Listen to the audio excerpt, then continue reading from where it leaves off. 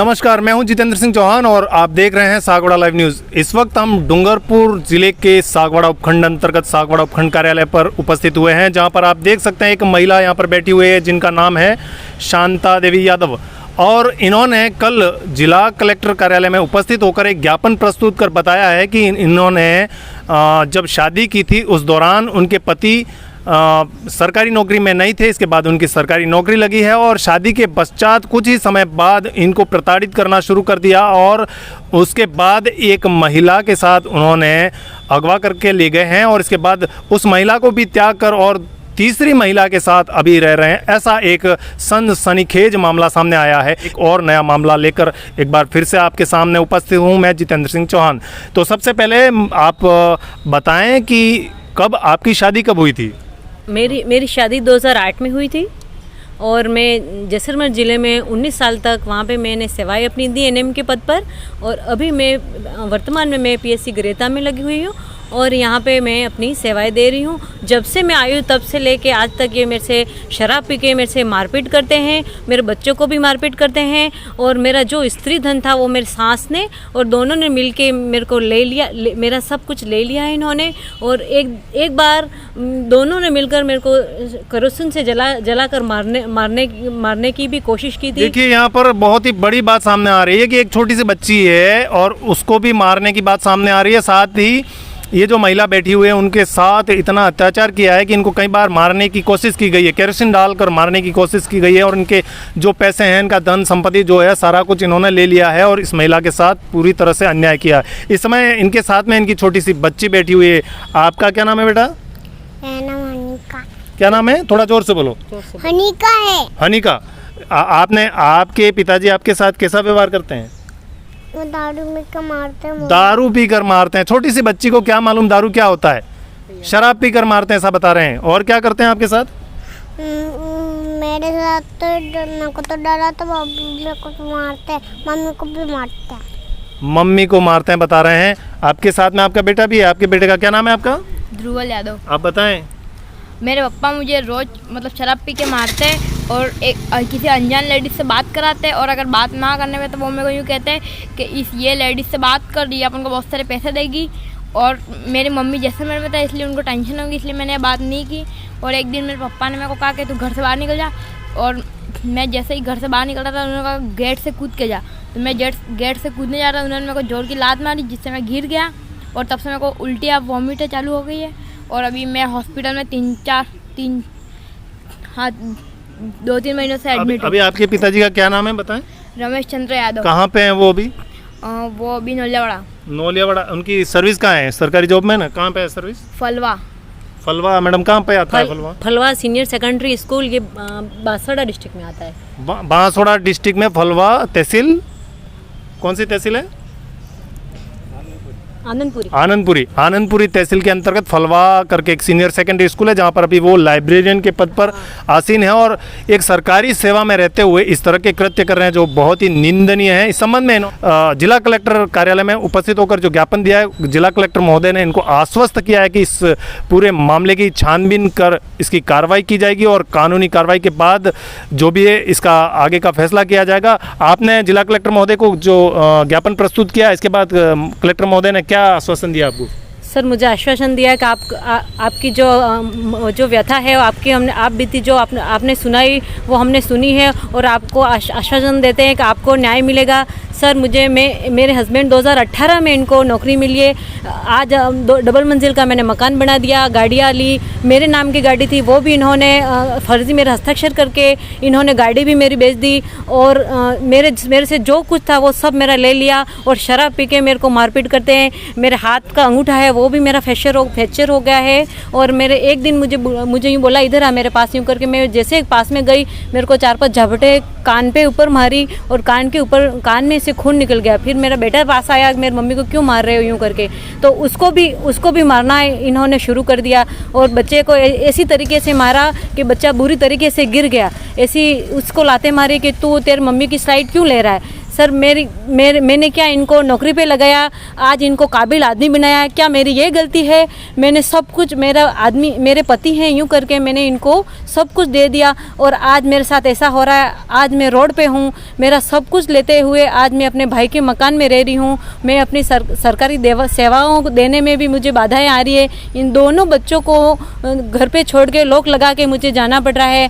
आज एक दादी होते हुए, दादी को तो अपने पोता पोती की तो टेंशन रहती है, फिर भी हमको इन्होंने खुद ने कहा कि ये बच्चे क्या ऐसे बच्चे, पहले जो औरत लाया था, अगवा करके लाया था, वो भी एक बच्चा लेके घूमती है, तो ये भी घूमती रहती है, ये भी घूमती रहेगी और इनको छोड़ और तीसरी औरत तू ले आ। ऐसे करके मेरी सास और मेरे पति दोनों मिलकर मेरे से झगड़ा करते हैं और दोनों मेरे से मारपीट करते हैं। जब से आयु जनवरी से लेके आज तक मेरे से मारपीट करते रहते हैं और मेरे सिर में भी चोट आई थी और हाथ में भी आई थी और मेरे पास जो मैंने चेक करा है वो भी मेरे पास स्लिपें भी हैं हॉस्पिटल की, और जो भी दिया मेरा सब कुछ आज ले लिया है। मेरे पास कुछ नहीं है। मेरे बच्चे रोड पे आ गए हैं, जो कमाया वो सब इन्होंने मेरा सब कुछ ले लिया है। अभी इस बेघर हो गई हूँ। पूरे मामले को लेकर आपने थाने में भी शिकायत की है? कौन से थाने में शिकायत दर्ज करवाई है? सर मैंने कुआं थाने में भी मैंने रिपोर्ट दर्ज कराई थी,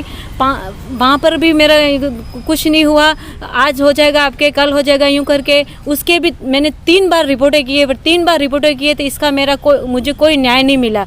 जब न्याय नहीं मिला फिर मेरे हस्बैंड मुझे कहते हैं कि पुलिस प्रशासन तो मेरे जेब में रहता है, पुलिस क्या करेगी, तू ऐसे अपने बच्चों के लेके भटकती रहे, तेरा कुछ होने वाला नहीं है और मैं तो ऐसे ही ऐश करूँगा। पैसे सब मेरे लगे, सब पैसे मेरे लगे और आज वो ऐश कर रहा है, तीसरी औरत को लेके घूमता हुआ वो ऐश कर रहा है और मैं आज 2 बच्चों को लेके भटक रही हूँ और मुझे कोई न्याय नहीं मिला है, कोई न्याय नहीं मिल रहा है। और मेरा घर था, आज मैंने डबल मंजिल मकान बनाया, गाड़ी ली, वो सब कुछ मेरे पैसों से ही सब कुछ हुआ। और मुझे लोन का भी इन्होंने कहा था, वो भी प्रोसीजर था और इतने में हमारे झगड़े ज़्यादा ही बढ़ गए और सब मकान तो पूरा बन गया और पूरा मकान डबल मंजिल बना और गाड़ी मेरे बोलेरो कैंपर 11.5 लाख की गाड़ी थी, वो मेरे पेमेंट से कटी थी, किस्त उसकी मेरे पेमेंट से कटी थी और वो भी इन्होंने बेच दी और वो भी मेरे को 1 रुपया भी नहीं बताया। और मेरे जेवर थे, जो मेरी स्त्री धन थी, जो मेरे मायके में मुझे दिया था, वो भी मेरे सास ने और मेरे पति ने मिलकर सब ले लिया है। मेरे पास कुछ नहीं है। मुझे जब झगड़ा हुआ और हमारे मारपीट हुई, मेरे बच्चे को भी मारा, मुझे भी मारा, तब इन्होंने मुझे धक्का दे के और मुझे इस बुरी तरीके से ऐसे भगाया है। मैं पहने कपड़े आई थी और मेरे 6-7 महीने से सैलरी भी नहीं मिली और मैंने हर व्यक्ति से, मेरे जो रिश्तेदार हैं उनसे किसी से 2000 लिए, किसी से 1000 लिए, ऐसे करके मैंने मदद करके मेरे बच्चों के मैंने कपड़े लाए और मेरे बच्चों के कपड़े लाई और मैंने जो राशन का सामान है वो भी मैं ऐसे लाई। मैं अपने पियर में रह रही हूँ, मेरे भाई के घर में मैं अपने भाई के घर में रह रही हूँ। भाई वो सागवाड़ा में रहते हैं और मैं अलग उनके घर में, मेरे भाई ने मुझे जगह दी है और मैं रह रही हूँ। मेरा घर बन गया है, मेरे सब पैसों से सब कुछ हो गया है। आज मेरे पति को मैंने उनको काबिल बनाया, उन्हें एक योग्य बनाया और ये योग्य बनाया, क्या ये मेरी गलती है क्या? मैंने इनको इतना सब पढ़ा लिखा के इतना किया, इनकी माँ बाप की जिम्मेदारी मैंने निभा भाई। क्या कोई औरत, एक महिला द्वारा अपने पति को एक योग्य नागरिक बनाकर एक सरकारी सेवा में जाने का मौका दिया, जिसका सिला आज आपके सामने दिखाई दे रहा है। एक महिला अपने 2 बच्चों को, छोटे बच्चों को लेकर दर की ठोकरें खाने के लिए, क्या ये दिन देखने के लिए उसने अपने पति को इस काबिल बनाया था? एक क्वेश्चन मार्क लगता हुआ, प्रश्न चिन्ह लगता हुआ पूरे समाज पर यहाँ दिखाई दे रहा है। और आपने इस संबंध में चित्री थाने में भी मामला दर्ज करवाया है? हाँ सर, मैंने चित्री थाने में भी मामला दर्ज कराया। उसके भी अभी 2 महीने पूरे होने, अब 3रा महीना होने वाला है। अब वो भी अभी मुझे कोई जो न्याय मुझे मिलना चाहिए वो अभी मुझे न्याय नहीं मिल रहा है। और आज मेरा बच्चों का भविष्य क्या है? मेरे हस्बैंड बहुत बदमाश थे, ये बहुत बदमाश थे। यूँ करके मैंने सोचा कि ये सरकारी लाइन में जाएंगे तो अपने आप सही हो जाएंगे, पर ये तो जैसे इनको नौकरी मिली उनको पावर ज़्यादा मिल गया। इन्होंने यूँ सोचा कि अब तो मेरे को नौकरी मिल गई है, अब ये क्या करेगी, यूँ करके अब पहले जो औरत लाए थे वो साल भर रही, उसके पास भी एक लड़का है, 7 साल का लड़का है। इन मासूम बच्चों को, इन मासूमी बच्चों ने क्या किया, इन बच्चों ने क्या किया जो इनको सज़ा मिल रही है आज। आपने तलाक दिया है क्या उनको? नहीं सर, मैंने तलाक नहीं दी। तलाक नहीं दिया, इसके बावजूद भी वो नाजायज रूप से रह रहे हैं? नाजायज रूप से रह रहे हैं। अभी भी एक औरत को लेके घूम रहे फिर रहे हैं। और तीसरी औरत बता रहे हैं? तीसरी औरत, हाँ सर, मैं तीसरी औरत बता रही हूँ। मैं तो शादीशुदा हूँ। मेरी आपके अलावा 2 और औरतों को रख रहे हैं वो? हाँ, 2 और औरतों को, एक को तो सर मतलब साल भर ही रखा और उसको छोड़ दिया, और इसके बाद और एक और अब तीसरी औरत है। मतलब यहाँ पर बहुत ही बड़े बड़े गंभीर आरोप लगते हुए दिखाई दे रहे हैं, और इस पूरे मामले की जिला कलेक्टर महोदय ने जांच कर, निष्पक्ष जांच कर, और जो भी फैसला सुनाएंगे महिला के पक्ष में होगा, जो कि आपके सामने महिला ने अपनी पूरी वेदना, पूरी अपनी जो अंदर की जो जलन थी, जो जितना भी अंदर का जो भी इनके सामने दुख दर्द था, वो पूरा आपके सामने वेदना प्रस्तुत की है। और सभी दर्शकों को भी मैं यही कहना चाहूँगा कि इस तरह की जो भी महिलाएं हैं जिनके साथ अन्याय हो रहा है, उनको आप सहयोग करें, उनको सामने लाएं और उनको निष्पक्ष न्याय दिलाने में अपना सहयोग करें। और कमेंट ज़रूर करें कि इन महिलाओं के साथ जो अत्याचार हो रहा है, उस अत्याचार पर सरकार किस तरह से निर्णय दे और किस तरह से फैसला सुनाए और किस तरह से इनके पक्ष में न्याय दिलाए। कुछ बोलना चाहें, बोलिए। हाँ सर, मैं बोलना चाहती हूँ। मेरी नंदे हैं, वो भी यूँ कहते हैं कि अब क्या है, तू तेरे बच्चों को लेके चली जा। मेरी नंदे भी कहती है और मेरी सास भी यूँ कहती है कि तू यहाँ से अब चली जा, ये घर तो हमारा है, तेरा घर नहीं है। मैंने सर इतने सब कमाई की, 2 मंजिल का मकान बनाए, सब पैसे सब उस पर खर्च कर लिए। आज मैं पहने कपड़ों में हूँ और मेरे पास ये सरकारी नौकरी है, इसके अलावा आज मेरे पास कुछ नहीं है। अब इन बच्चों की मैं परवरिश कैसे करूँगी? 5-7 हज़ार तो मकान किराए का लग जाएगा, खाना पीना लग जाएगा, और मेरी सैलरी सब सिर्फ 20-25 हज़ार है। इसमें ये सब कुछ मैं मैनेज नहीं कर सकती। मैं कैसे मैनेज करूँगी? और इन बच्चों का भविष्य क्या? मुझे इन बच्चों का, मेरा तो कोई बात नहीं, मैंने तो 40 साल की मेरी उम्र निकाल ली, ऐसे मैं समझती हूँ अपने आप को, पर इन बच्चों का क्या, जो आज इन बच्चों को क्या भविष्य है? जो माता पिता जो शिक्षित होते हैं, जो सरकारी जॉब में होते हैं, उन बच्चों के साथ ऐसा हो रहा है, तो आम जनता के बच्चों के साथ क्या हो रहा होगा? ये एक बहुत ही बड़ा सवाल है। ये जो आरोप लगा रहे हैं, बहुत ही बड़े सवाल यहाँ पर लग रहे हैं, क्योंकि वास्तव में देखा जाए तो इन बच्चों का भविष्य क्या होगा? क्योंकि इनके बच्चों के माता पिता अगर दोनों मिलकर इन बच्चों का भविष्य संवारेंगे तो निश्चित तौर पर देखा जाएगा तो बच्चों का भविष्य सुधरेगा।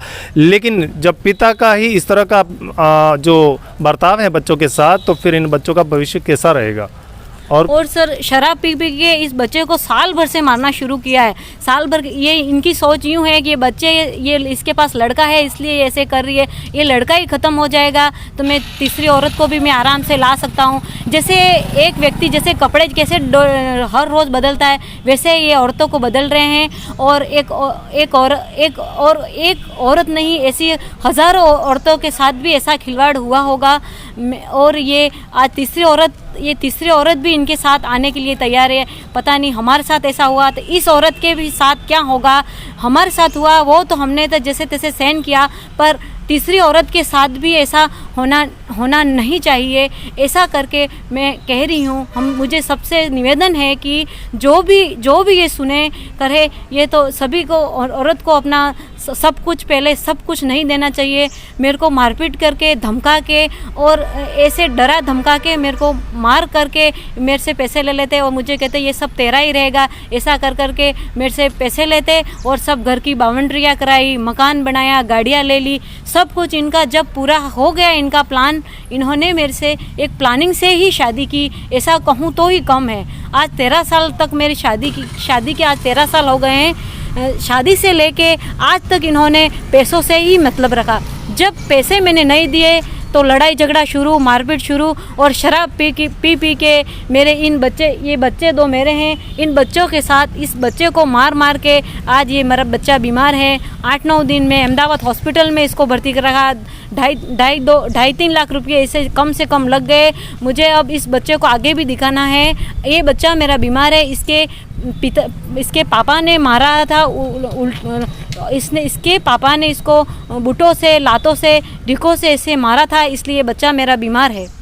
ये बच्चा आजकल मेरा बीमार ही रहता है, अभी ये ठीक नहीं हुआ है। मुझे इसके इलाज के लिए भी आगे जाना पड़ेगा, इतने मेरे पास पैसे नहीं हैं। मेरा इन बच्चों का भरण पोषण भी इनसे मुझे दिलवाया जाए। जरूर। तो जैसा कि आपने देखा, बड़े बड़े आरोपों के बीच ये महिला अपनी पूरी व्यथा सुना रही है और संबंधित विभाग और संबंधित प्रशासन, जिला कलेक्टर महोदय से भी हमारा निवेदन रहेगा कि इनको निष्पक्ष जांच कर न्याय दिलवाई जाए। सागवाड़ा लाइव न्यूज़ ब्यूरो से जितेंद्र सिंह चौहान, धन्यवाद। सागवाड़ा लाइव न्यूज़, जी हाँ, लेटेस्ट खबर पाने के लिए चैनल को सब्सक्राइब कीजिए, वीडियो को लाइक कीजिए और शेयर कीजिए। धन्यवाद।